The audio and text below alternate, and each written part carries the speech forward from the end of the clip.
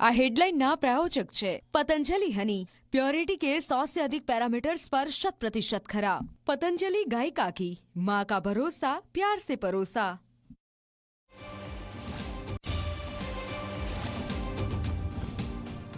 અમદાવાદમાં આજથી 2 દિવસ કોંગ્રેસનું રાષ્ટ્રીય અધિવેશન। સોનિયા, રાહુલ ગાંધી સહિત પક્ષના દિગ્ગજ નેતાઓના અમદાવાદમાં ધામા। કોંગ્રેસને ફરીથી બેઠી કરવા બેઠકમાં મંથન થશે।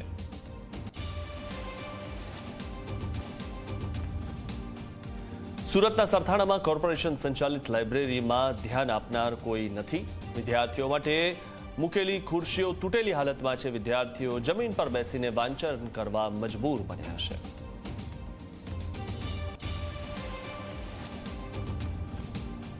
ગઈકાલે જોરદાર કડાકા બાદ આજે શેર બજારમાં સુધારો આવ્યો। સેન્સેક્સમાં 1180 પોઈન્ટનો ઉછાળો આવ્યો તો નિફ્ટીમાં પણ 380 પોઈન્ટનો વધારો।